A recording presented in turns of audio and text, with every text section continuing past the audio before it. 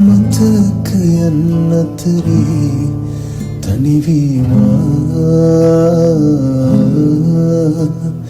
සිහින රහසේ මැලේ ඔබ හාමා විඩානිවෙන ඔබගේ සිනා සොයමී වතකේ වැලිලා නුබදක මාලිවුණා ඒරුවමයි තනුණා.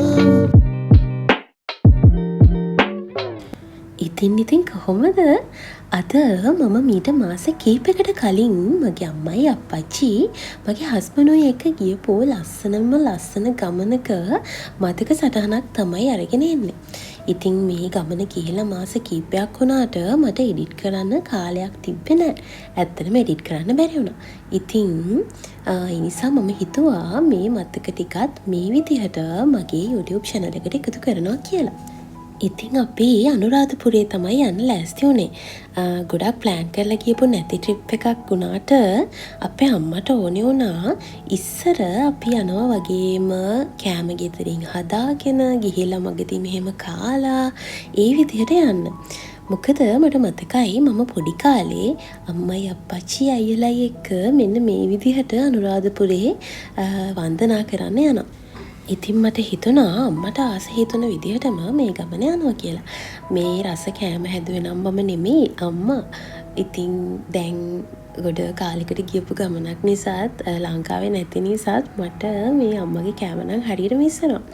ඉතින් කොහොම හරි මේ විදිහට තමයි අපි පොඩ්ඩක් කෑම කාලා රිලැක්ස් වුණේ. මොකද හස්බන්ඩ් විතරනේ ඩ්‍රයිව් කරන්නේ. එතකොට එයාට පොඩ්ඩක් එක දිගට ඩ්‍රයිව් කරන්න අමාරු නිසා අපි එතන චුට්ටක් නතර වෙලා ඉඳලා තමයි ගියේ. මම හරියට නම් කියන්න දන්නේ නැහැ මේ කොහෙද කියලා. යන පාරේ මගදී තමයි මේ විදිහට නතර වුණේ. අපි කෙලින්ම ගියේ හස්බන්ඩ්ගේ යාළුවෙක්ගේ කාර්යස් වලට. අපි එතන තමයි නතර වෙන්න ප්ලෑන් කරලා තිබුණේ. එතෙන්ට ගිහිල්ලා වොෂ් දාලා අලුත් ඇඳුම් ඇඳගෙන අපි ලෑස්ති වුණේ ජයශ්‍රී මහා බෝධීන් වහන්සේ ළඟට යන්න. ජයශ්‍රී මහා බෝධීන් වහන්සේවයි ස්වර්ණමාලී මහා චෛත්‍යරාජාණන් වහන්සේවයි අපිට නිදහසේ වැඳ පුදා ගන්න ඕනේ වුණා. ඉතින් ඉස්සර මගේ ලොකු අයියා අනුරාධපුරේ ඉන්නකොට අපි ගොඩාක් වෙලාවට එහි ඉඳලා හවසට යනවා නිදහසේ වැඳ පුදාගෙන එන්න. ඉතින් ඒ වෙලාවට දැනෙන නිදහස ගොඩාක් හිතට දැනෙනවා. ඉතින් ඒ නිසා තමයි අපි ප්ලෑන් කරලා හවස් වරුවක මේ විදිහට ජයශ්‍රී මහා බෝධීන් වහන්සේ ළඟට ආවේ. ඉතින් ලොකුවට වීඩියෝ ගත්තේ නැහැ. අපි නිදහසේ වැඳ පුදා ගත්තා. මම හිතනවා මගේ අම්මයි අප්පච්චිත් ගොඩාක් සතුටු වෙන්න ඇති ඒකෙන් කියලා. ඉතින් මට ගොඩාක් ඕනි වුණෙත් ඒක. ඉතින් ඒ නිසා මට ගොඩාක් සතුටුයි.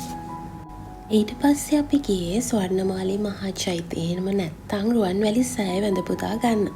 ඉතින් මේ විදිහට තමයි අපි එතෙන්ට ගියේ. මට මතක නැහැ එදා පොය දවසක්ද කොහොමද කියලා. සමහර විට එදා නිවාඩු දවසක් වෙන්න ඇති. ගොඩාක් පින්කම් එතන තිබුණා. ඉතින් සාමාන්‍යයෙන් හවස් වරුවේ යනකොට සෙනග අඩු වුණාට එදා නම් සෙනගේ අඩුවක් හිටියේ නැහැ. ගොඩක් සෙනග හිටියා. හැබැයි අපිට නිදහසේ වැඳ පුදා ගන්න පුළුවන් වුණා. මට නම් හිතුනේ මේ කිට්ටුව ඉන්න අය කොච්චර වාසනාවන්තද කියලා. හිතට අවුලක් දැනිච්ච හැම වෙලාවකම දුවගෙන ඇවිල්ලා එන්න මේ ලස්සන පින්බිම තියෙනවනේ. ඉතින් අපිට එහෙම වාසනාවක් නැති වුණාට කාලෙකට සැරයක් හරි මෙහෙම ගිහිල්ලා වැඳ පුදා ගන්න තියෙන එක ගොඩක් වටිනවා. ඉතින් අම්මයි අප්පච්චි මමයි මගේ හස්බන්ඩ්යි එතන ඉන්න පුළුවන් උපරිම වෙලා ඉඳලා තමයි ආපහු ඉන්න තැනට ආවේ. ඉතින් අපි උදේ හිටපු නිසා කිරිහාර පූජා කරන්නත් බලාගෙනම තමයි අලුත් හාල් අරගෙන ගියේ. පොඩි රයිස් කුකර් එකක් අරගෙන ගියාට අපි නතර වෙලා හිටපු තැනින් අපිට කිව්වා කිරි ආහාර හදාගන්න පුළුවන් කියලා. ඉතින් ඒ නිසා අම්මා ඉක්මනට උදේම නැගිටලා කිරි ආහාර හදලා ලෑස්ති කරගත්තා උදේම අරගෙන යන්න. ඊට පස්සේ අපි මේ විදිහට ලෑස්ති වෙලා ටී එකක් බීලා මේ ටී එක අපිට හදලා දුන්නේ අපි නතර වෙලා හිටපු තැන කෑම හදන කෙනා. ඒ ටී එක හරිම රසයි. කිරි ආහාරත් අරගෙන අපි පූජා කරන්න ගියේ ජයශ්‍රී මහ බෝධීන් වහන්සේ ළඟට. ඉතින් මේ විදිහට මල් ටිකකුත් අරගෙන ගිහිල්ලා කිරි ආහාර පූජා කරලා හිතේ හැටියට වන්දනාමාන කරගත්තා උදෙත්. මේ වගේ පුණ්‍ය භූමිවලට ආවම අපේ හිතේ තියෙන ප්‍රශ්න කොච්චර දුරට අමතක වෙනවද කියලා මම හිතන්නේ මම කියන්න ඕනේ නෑ. ඒක අපි හැමෝම දන්නවා.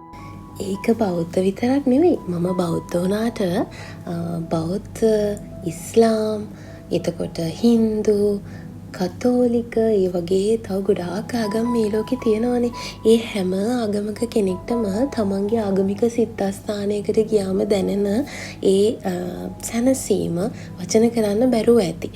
ඉතින් මටත් ඒ වගේ හැඟීමක් තමයි දැනුනේ. මම හිතනවා මගේ අම්මලට සහ මගේ හස්බන්ඩ්ටත් ඒ වගේම හැඟීමක් දැනෙන්න ඇති කියලා. ඉතින් දැන් මේ අපි තෙල් දාන්නේ 12 මහේ පහනට.